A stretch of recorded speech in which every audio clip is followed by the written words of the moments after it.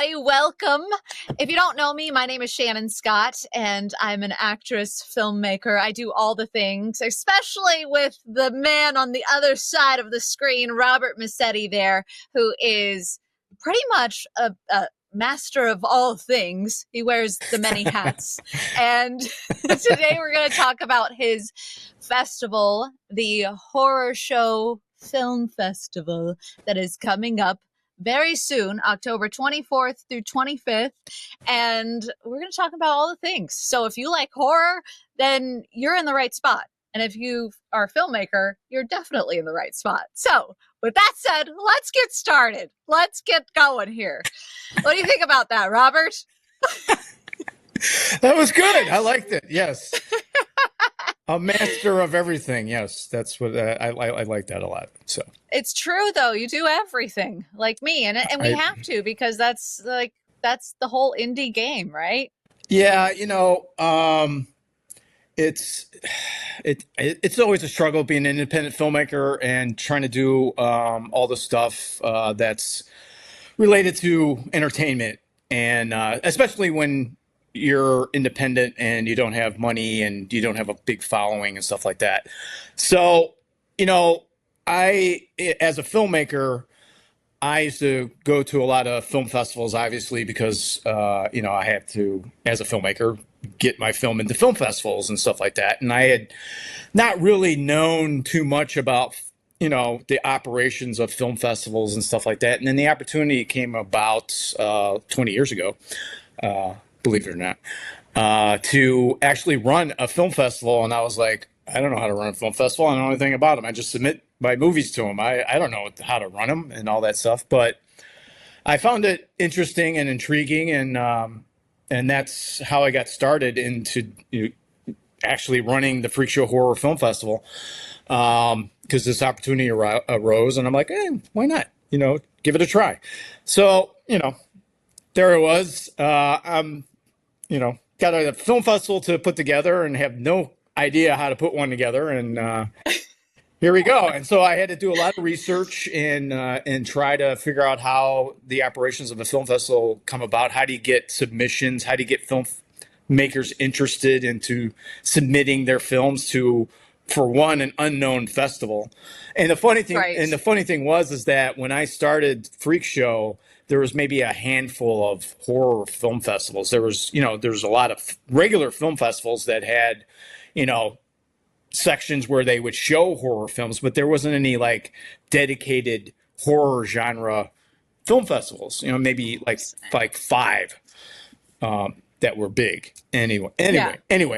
So when I started Freak Show, there was a couple other film festivals that started at the same time. And so the horror genre film festivals started to become popular. And now there's like, I don't know, there's hundreds now for horror. Oh, wow. For the horror genre, at least, including the regular film festivals that have their own horror programs. So, there's a lot of festivals out there, and I didn't think it was going to last, because I'm like, I don't know what I'm doing. I'm just, how do I do all this, the whole, presentation.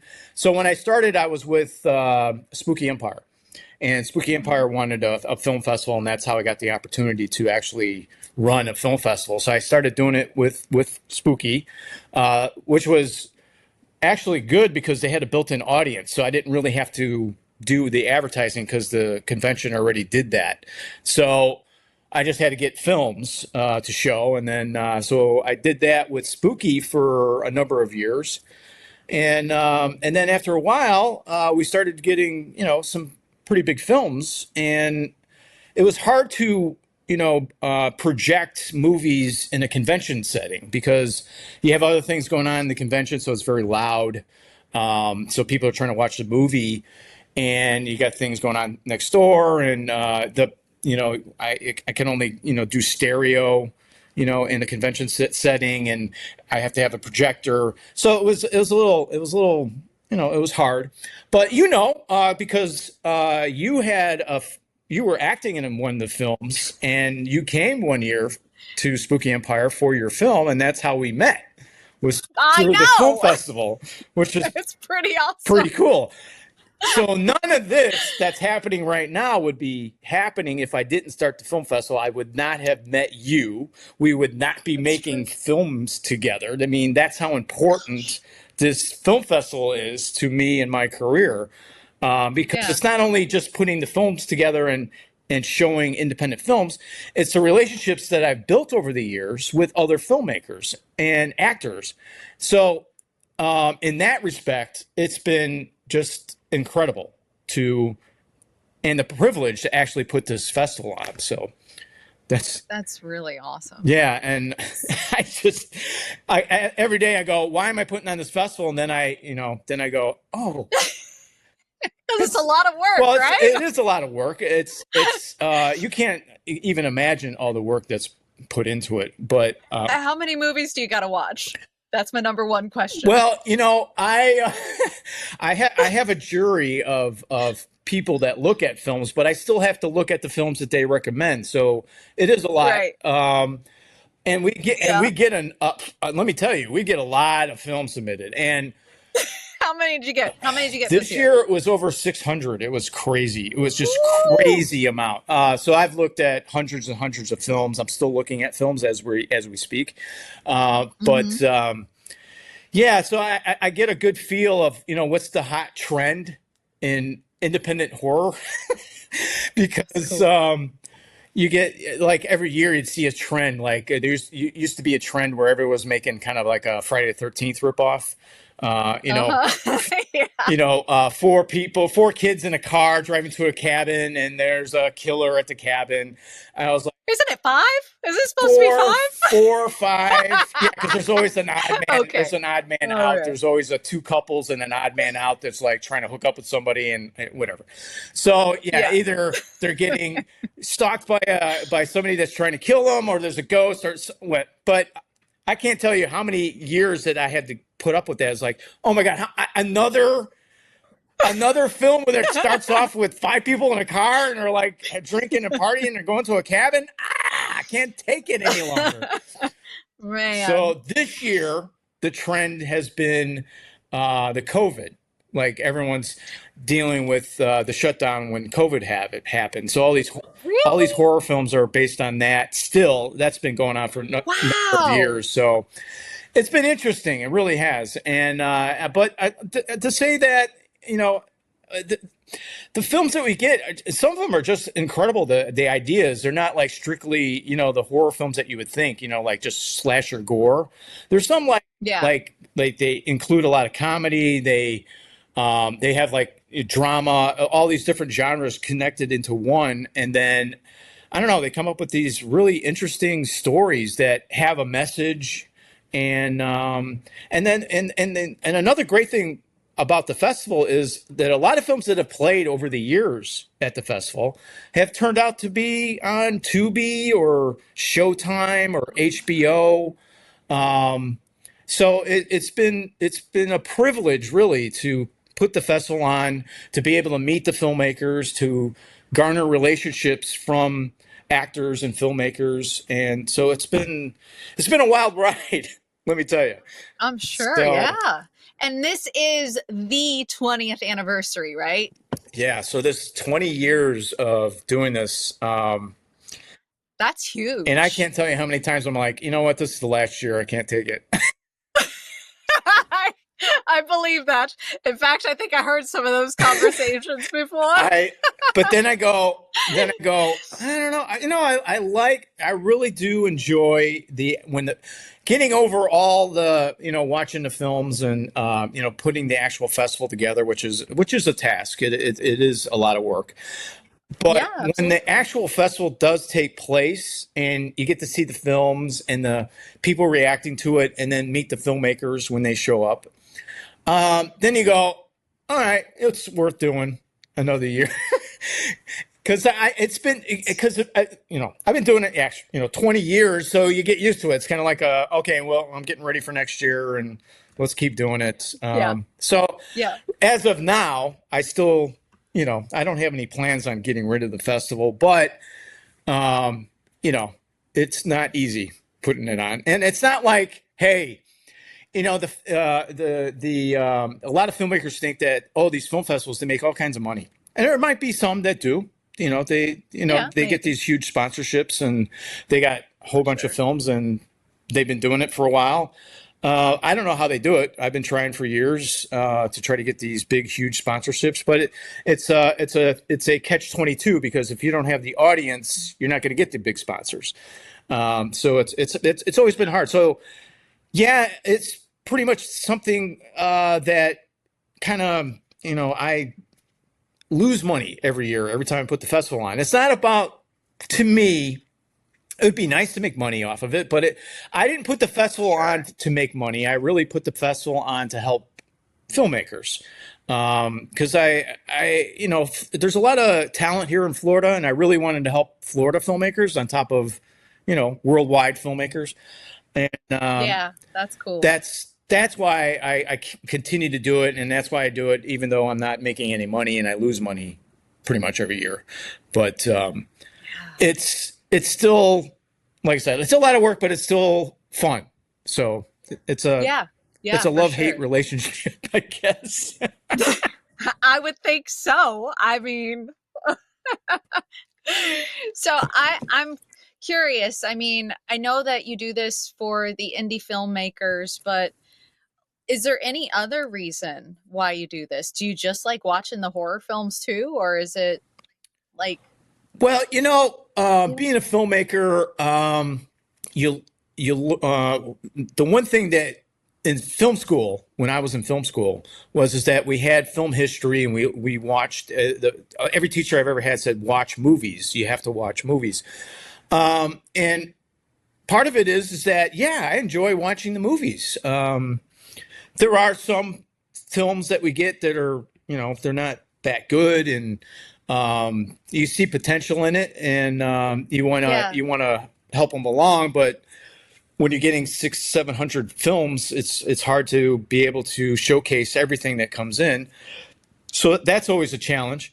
But I enjoy watching movies, and I like to see what other filmmakers are doing, and this is the way to do it. Watch all these different films that are coming in to the film festival, and then that way I can keep up with trends as a filmmaker of what other filmmakers are doing. I'm like, oh, so this is what they're doing, and what makes their film successful over other films, and which is interesting too, because I see a lot of films that are fantastic and they don't get any yeah, recognition for whatever reason.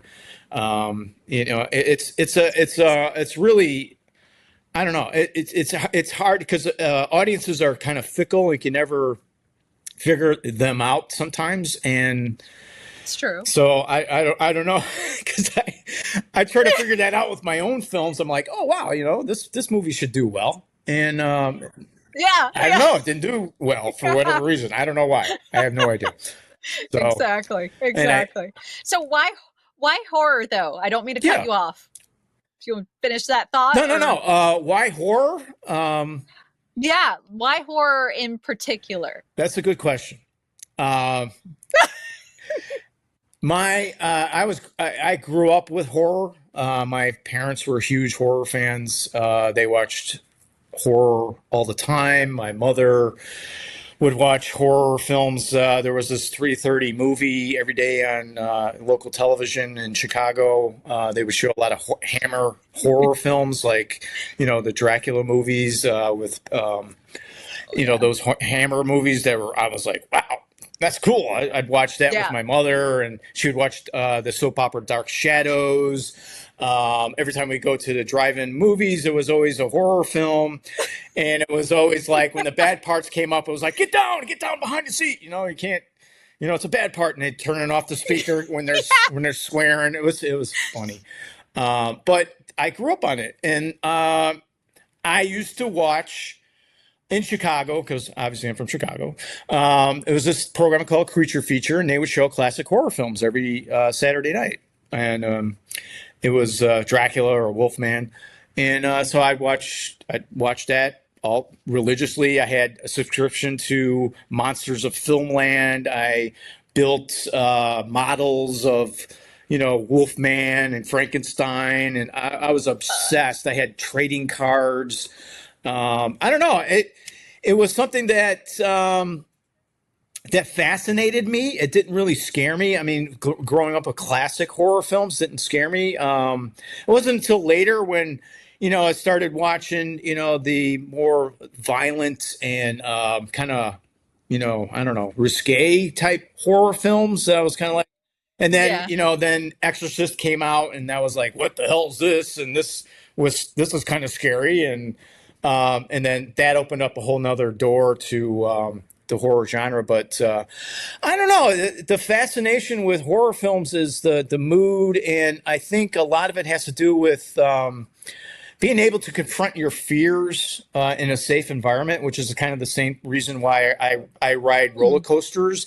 You experience the thrill of falling.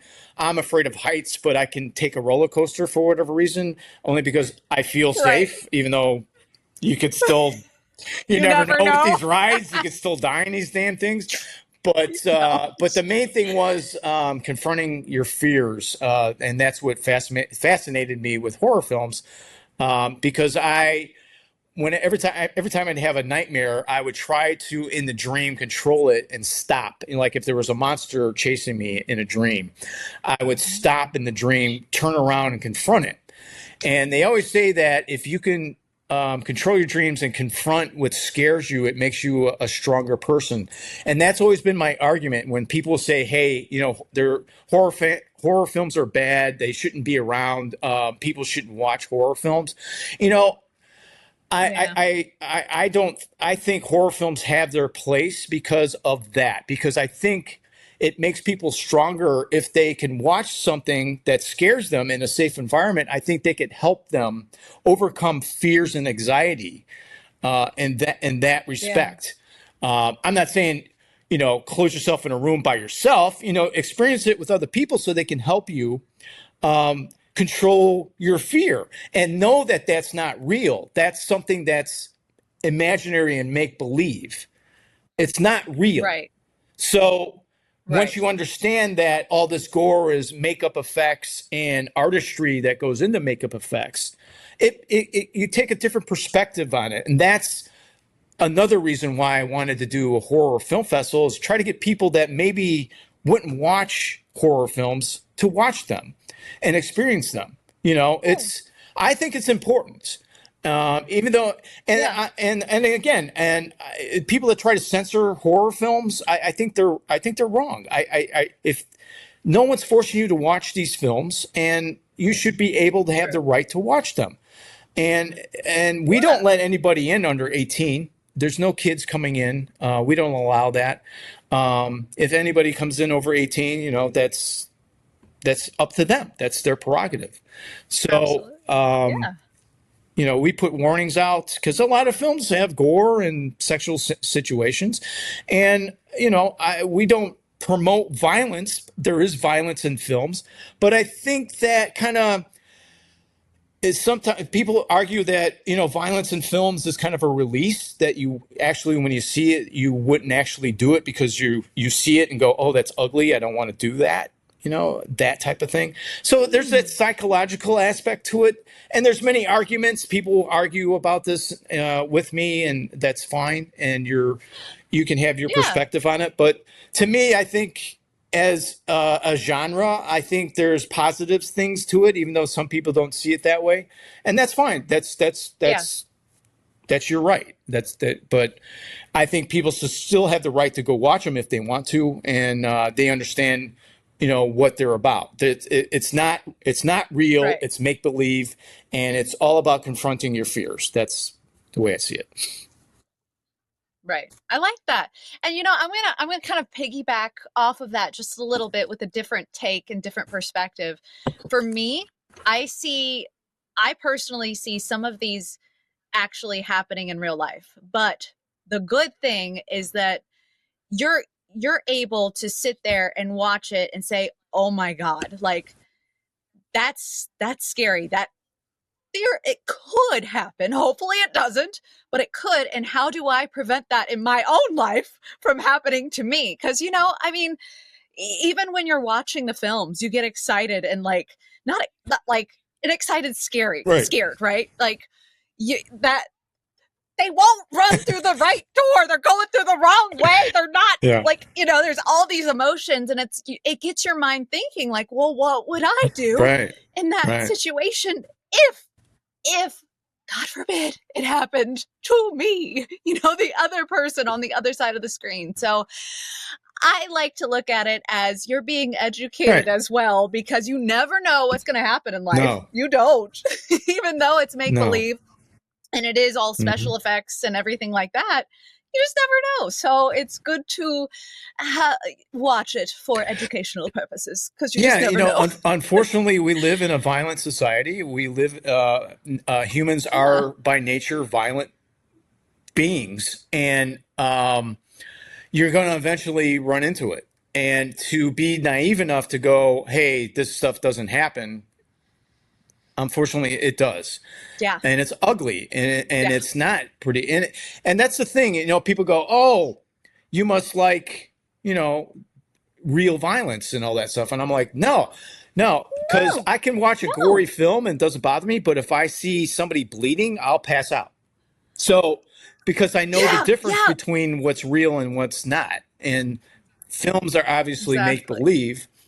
And, but I still think there's a merit to them in that fact. Yeah. And that's part of the reason why I wanted to do horror films, because they've been attacked since the beginning. And the interesting thing is that now I'm doing a horror comic book, and I was doing the comic book, which is Tales of Terror right here.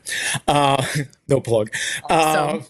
But I was doing the research on the pre-code horror comic books, and found out that there was a movement that wanted to ban, and they started burning these comic books because they were very violent.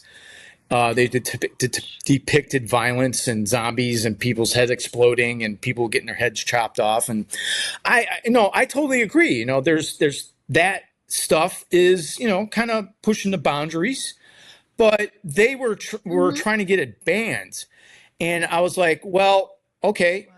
Instead of getting it banned, why don't you do some kind of control where the kid would need a parent's approval or a parent with them to buy that comic book? Why don't you take the comic book and put it on an upper shelf and say that those comic books you can't buy without an adult, to have some kind of restrictions, rather than trying to put these companies out of business and not let them make those comic books.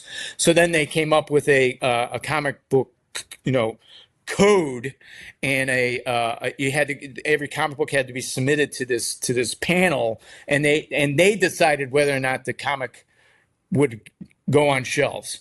So all the censorship came about, and it's the same thing with horror films. And there's been horror films that have stepped over the bounds, and I agree with it. But at the end of the day, and I've said this before, no one's forcing anybody to watch this. No one's forcing anybody to pay for it. No one's forcing anybody to look at this stuff. And if you don't like it, don't buy it, don't watch it, and don't try to censor it because you don't like it. But I will agree that there should be some kind of, hey, certain people at a certain age shouldn't be watching this, and let's stop it from there. But let's not put these companies out of business because they're putting out this type of stuff. Of course, if it's real stuff like snuff films or something like that, that's different. So, that's way different. I'm just saying, if it's make believe and it's not real and all that stuff, then let people be able to watch it. That's the whole. So absolutely, 100%. I love that.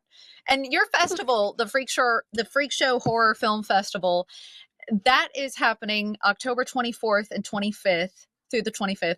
What does the schedule look like for everybody? It's going to go Friday from noon until I think the last film is at 8:00, so let it go till 10. It'll be the same thing for Saturday. It's a full schedule. We usually start like the first screenings with short films, and those are like half price. So the regular price, if you're going to go see one movie, it would cost $12. So the shorts programs are half, so it'd be like $6, and it's usually about Oh, not an hour, but like 45 minutes, and that's the only reason why it's cheaper. But the regular screenings, where you get to see a feature film, there's usually a short film in front of it, or maybe two, depending on which screening you go to. Or you can get a day pass and see all the films for the day, like either a Friday pass or a Saturday pass. Or you can get a yeah. festival pass and see all the films on Friday and Saturday. Now, this also includes, because we have the after parties. If you get a pass, we have after parties at Rock and Oh. Brews, which is right across from the theater in walking distance. And Uh-huh. so we're having after parties there. And then on Saturday, we have the Freaky Awards ceremony after the screening, after the 8 o'clock screening, which probably starts at 10 for the Freaky Awards. So we give all the awards Awesome. to all the filmmakers. Everyone's welcome for that. And then we have our concluding night after party where everybody will celebrate with their awards and all the other filmmakers, and great networking opportunities for everybody, actors, filmmakers. Even if you're not a part of the film festival and don't have a film in it, it's a great opportunity to network. Go to film festivals because there's filmmakers there. Absolutely. The after parties are great because you get to talk with them, and who knows, you might get a friendship. You might find a working partner, like I did with Shannon, and Yeah. Shannon and I, ever since we've met, we've been inseparable. We've worked together. We've made films. It's true. We It's talk all true. the time. We're creative partners. I mean, it's been fantastic, and this is one of the It has things been. that I think is the best part of the film festival was the friendships that I've developed over the years with different filmmakers. And where could people get tickets, Robert? Just go to freakshowfilmfest.com. All the information is on the website. That'll take you to the actual website where you can buy the passes, but all the information is there on the regular website. You can see all the films that are playing. There's a lot of Cool. some films have trailers, some don't. Most of the films that don't have trailers are short films, but all the features have trailers, so you can look at the trailers, see if any films interest you, and then buy passes and come on and hang out with the filmmakers and me. Get to meet me. Awesome. And what if by any chance somebody could they get tickets at the venue? Do they have to buy them online? Yes, that's a good point. Uh, yes, we have a box office in the lobby, which is also the place it's a welcome table, I should say, which is also the place where you pick up your passes. But the great thing is that if you buy your tickets online, you don't have to go to the welcome table. You can go straight to the theater, and but it's a first come first serve. So if you want a Okay. good seat, you have to come early. Unfortunately, we don't have the reserved seating, so Okay. Good to so know. you need to come early, just in case there's some screenings that are going to be popular, and there's going to be some popular screenings because we have a couple features that were made here in Florida, so all the cast and crew are going to be there, and friends and family. So there's a couple screenings that's going to have a lot of people in Oh, it. cool. So you know, Awesome. And should somebody say if they like to buy extra things, bring some extra cash for, I don't know, shirts, merchandise, anything that might be lying around? I knew it. the theme this year is I survived the Freak Show Horror Film Festival. So what we're doing this year, and we've never done this before, and you're getting the scoop on this, is that we are giving away wristbands. So if you are able to watch a horror film and you survive, you don't freak out and run out of the place going, I can't watch this film, it's too scary. We'll give you a wristband that says I love I it. survived the Freak Show, and we'll That's have shirts fantastic. as well. I survived Freak Show T-shirts, and it's just a fun little gimmick that we came up with. I don't know if people are going to like it or I not, love it. but I do, so I'm sure other people so will too. I if you come approve. out, you get a free wristband saying that you survived the festival. You know, keep it as a keepsake. Down the road, maybe we'll do some exclusive ones. If you're like a festival pass holder and you can make it through all the films, you can get a special designed one. But we haven't implemented that'd be that cool. yet, because we don't know if this Right. we don't know if this is even going to work, or people are going to even be interested. Be like, I don't want a wristband. What the hell would I want that for? I don't know. We're just trying different things. Yeah, for sure. No, I love it. This is so awesome, Robert. And I hope that if you're watching this right now, you go get your tickets right now, because I can tell you for sure, Robert is fantastic. His festivals are amazing every year in, year out. He does an amazing job. He is welcoming. He does the best job ever. So if you want to just go out, have some fun, see some flicks that nobody has seen as of yet, this is your chance. Go out, have fun, get scared, survive. Yeah, that's And that's the main thing, is that the films that we show, you can't see them anywhere else. This is way before. See, a lot of the films, like last year, they eventually, a lot of them got distribution deals, and they've come out this year. So you're getting to see horror films that no one else can see before they even come out. And there's no guarantee that these films will get distribution, but a majority of them are, they're so good. They usually find some distribution, and will end up on Tubi, like I said, on Tubi, Showtime, HBO, on Netflix even. But I can tell you, every time I go to Tubi, I go on there on the horror section. I go, oh, that played at Freak Show. That played at Freak Show. There's all these titles that played there. But that's the main thing I want people to know, is that you can't see these films anywhere else. And this is probably the only chance you'll be able to see it, unless you go to another film festival somewhere else in the country or in the state. But, see them while you can, and right. You're supporting independent film. That's a huge. lot of things. The one main thing about independent film is that a lot of these filmmakers are financing these films themselves, and this is really the film festival circuit is really the only way they can get the word out to distributors and people that, hey, you should check out my film. So that's another reason why I put the film festival on. But love it. But the main thing is that a lot of people are getting sick and tired of Hollywood films, and even Hollywood's kind of declining now, and independent films are kind of starting to take off, and it really helps the filmmakers out if you come out and support the filmmakers and independent film. Independent film is a true cinema. It's true cinema, and what I mean by true cinema is that this is the auteur, is the director. He is the author of this work. It's his work. There's no, like, Hollywood works by committee. They have all these executives that go, oh, you should make this. This needs to be cut. You got to do this. I don't like that. Blah, blah, blah. This thing. Yeah. It's not a true auteur film. Independent film is one person that needed to tell a story, and this is their story. And they went broke. They maxed out their credit cards to make this movie, so they're totally in. So that's why you need to support independent film. That's right. You heard it right there from Robert. I can't say it any better than him. So if you haven't done so yet, go get your tickets and have fun, because, like I said, it's going to be awesome. And he puts on a great event. So enjoy. And this is going to be awesome, Robert. I'm so proud of you. And I am just so excited. The 20th anniversary, that's freaking a huge milestone. And I can't wait to see how many more you do in the future. And it's going to be awesome. Thank you.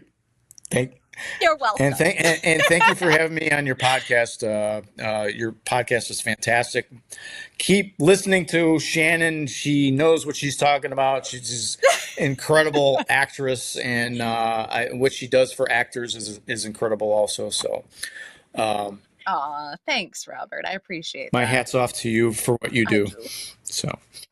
Thank you so much. I appreciate you, and I can't wait till our next production coming up soon. Till the next time. We'll tell you all about it next time. Bye, everybody. Teaser. Thank you. Yeah, that's right. Teaser. All right, go get your tickets. We're signing off now.